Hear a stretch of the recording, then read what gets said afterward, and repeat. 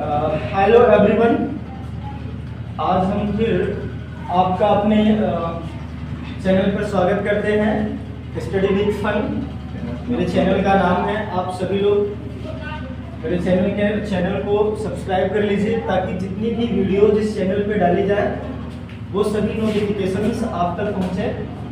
कल मैंने बताया था आपको कक्षा 10वीं का एक चैप्टर जिसका नाम था वास्तविक संख्या। चैप्टर 1 है, ये आपका पहला चैप्टर है जिसको हम कहते हैं रियल नंबर्स। वहाँ मैंने आपको पूर्णांक किसे कहते हैं, प्राकृतिक संख्याएं किसे कहते हैं, परिमेय संख्याएं किसे कहते हैं और अपरिमेय संख्याएं किसे कहते हैं, इन सभी के बारे में मैंने आपको बता दिया था, है ना।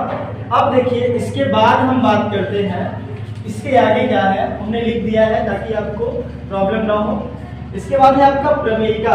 क्या है प्रमेयिका? देखिए जरा समझिए, प्रमेयिका क्या होता है। प्रमेयिका का मतलब होता है क्या है, प्रमेयिका पहले से सिद्ध किया हुआ एक कथन अथवा नियम होता है जिसका प्रयोग हम अन्य समस्याओं को हल करने में करते हैं अथवा किया जाता है ना। समझो, देखो प्रमेयिका क्या होता है। प्रमेयिका क्या होता है? प्रमेयिका एक नियम होता है। क्या होता है? नियम, एक पहले से सिद्ध किया हुआ नियम जिसका प्रयोग हम अन्य समस्याओं यानी अन्य बहुत सारी प्रॉब्लम को सॉल्व करने में क्या करते हैं। जैसे मैं कह दूं, आप कहेंगे सर कैसे? देखो जरा, ये एक समकोण त्रिभुज है। ये क्या है? समकोण त्रिभुज है। मानो जरा ए बी और ये क्या रहा? सी। यहाँ ये 90 अंश के सामने की भुजा क्या हुई? कर्ण। एक भुजा आधार और ये भुजा क्या हो गई? एक मैथमेटिशियन थे जिनका नाम था पाइथागोरस। क्या नाम था? उन्होंने एक नियम दिया था कि किसी भी समकोण त्रिभुज में जो कर्ण का वर्ग होता है, किसका वर्ग भाई? जो कर्ण का वर्ग होता है वो आधार का वर्ग और प्लस लंब के वर्ग के योग के क्या होता है? बराबर होता है। और इस नियम की सहायता से हम त्रिभुज पर आधारित बहुत सारी प्रॉब्लम को, बहुत सारी समस्याओं को क्या करते हैं? हल करते हैं। तो ये भी एक प्रकार की क्या है? प्रमेयिका है। लोग इसी को कहते हैं पाइथागोरस प्रमेय। क्या कहते हैं? तो प्रमेयिका मतलब ये होता है, प्रमेयिका पहले से सिद्ध किया हुआ एक कथन अथवा क्या होता है? नियम होता है जिसका प्रयोग हम अन्य समस्याओं को हल करने में करते हैं। बोलो, यहाँ तक किसी को कोई दिक्कत है? चलो आगे चलते हैं। इसके बाद हम लोग आगे चलते हैं। आगे क्या है जरा देखिए, ध्यान दीजिएगा। आगे है हमारा नेक्स्ट यूक्लिड विभाजन प्रमेयिका। ये देखिए भाई, यूक्लिड विभाजन प्रमेयिका क्या है? यहाँ यूक्लिड ने भी एक नियम को स्टैब्लिश किया, एक नियम को स्थापित किया और उस नियम को कहा गया यूक्लिड विभाजन। क्या कहा गया?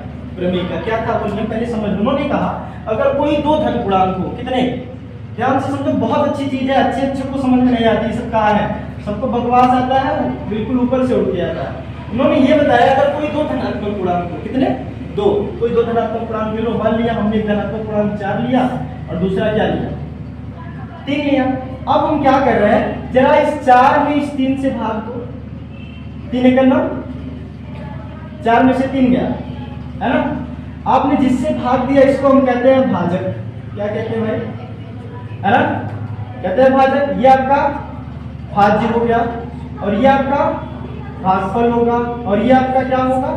शेषफल। तो जरा इन दोनों धनात्मक पूर्णांकों में देखो, जिससे आपने भाग दिया वो संख्या इस दी गई संख्या से छोटी है कि नहीं? 3 से भाग दिया ना आपने, है ना। तो मान लीजिए ये धनात्मक पूर्णांक आपका a हो गया और ये धनात्मक पूर्णांक आपका क्या हो गया? यहाँ आप क्या देख रहे हैं कि a इज ग्रेटर देन क्या है? b है, यानी a की वैल्यू जो है वो b से क्या है? बड़ी है। तो अगर हम इस b से a को विभाजित करें तो हमारे पास दो ऐसे अद्वितीय पूर्णांक मिलते हैं। दो अद्वितीय पूर्णांक का मतलब भागफल और शेषफल। दो ऐसे अद्वितीय पूर्णांक मिलते हैं जिनको हम इस रूप में लिख सकते हैं। किस रूप में? a बराबर dq प्लस r। अब यहाँ देखो, a बराबर यानी 4 बराबर लिखा जा सकता है भाज्य बराबर भाजक गुणे भागफल और प्लस क्या लिख सकते हैं नहीं। और ये 4 रहा है आपकी किसकी जगह? a की जगह। 3 रहा है आपकी किसकी जगह?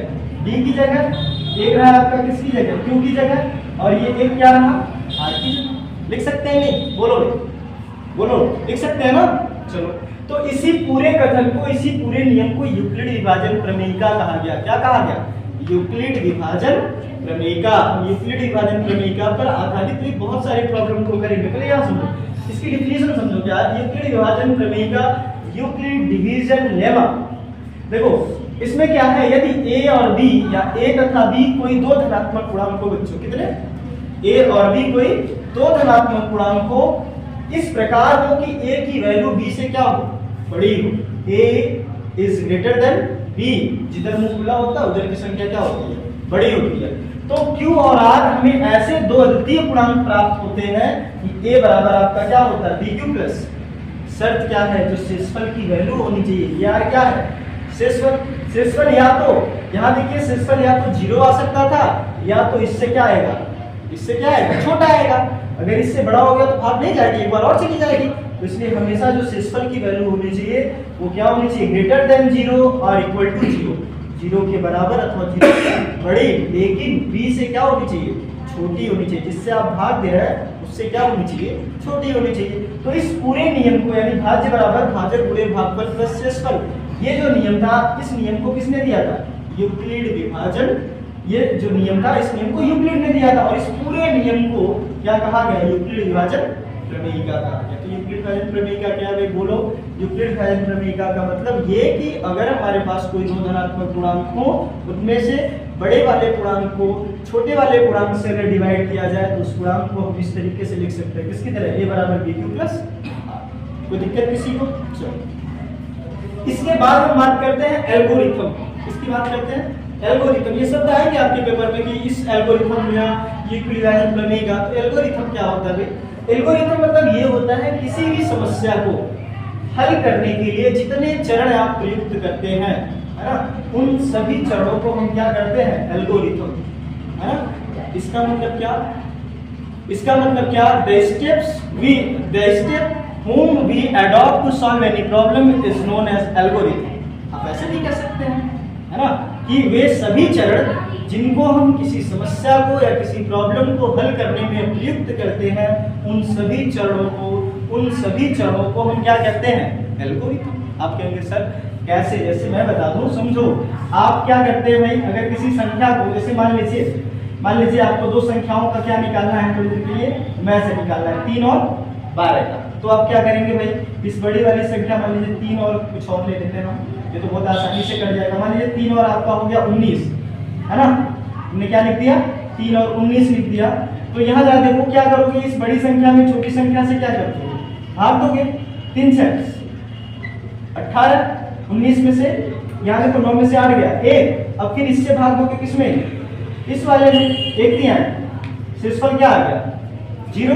तो जब शेषफल 0 आ गया तो जिस संख्या से भाग देने पर 0 आया वही इसका क्या कहलाएगा, मैं से कहलाएगा कि नहीं।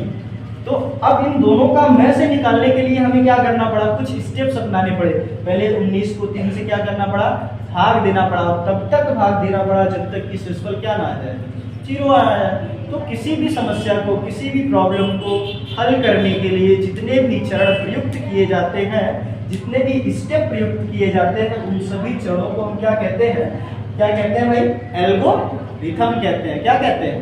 तो आपसे कोई कहते हैं एल्गोरिथम का मतलब, तो आप कहिएगा कि उस प्रॉब्लम को सॉल्व करने के लिए जितने स्टेप या जितने चरण हम प्रयुक्त करते हैं, जितने नियमों के द्वारा, जितने स्टेप के द्वारा हम उसको सरल करते हैं, उन सभी नियमों को हम क्या कहते हैं, एल्गो।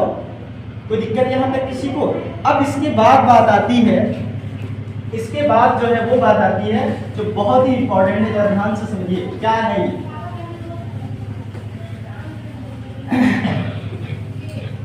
चलिए देखिए, आप नोट भी कर सकते हैं, और अगर नोट नहीं कर पा रहे हैं तो हमारे वीडियो को रोक करके भी देख सकते हैं। ऐसा कुछ है नहीं कि हम वहां से गायब हो जाएंगे, हमारी वीडियो हमेशा पड़ी रहेगी हमारे प्लेलिस्ट में। जब भी आप क्लिक करेंगे तुरंत हमारी सारी वीडियो आपके सामने जो है ओपन हो जाएगी, और बहुत आसानी से आप बिल्कुल मैथ में मान के चलिए, मैं आपको 100 में 95 प्लस देने की कोशिश करूंगा अगर आप थोड़ी सी मेहनत कर देंगे। इट्स माय चैलेंज, ठीक है। चलिए ध्यान दीजिए, जरा आगे चलते हैं।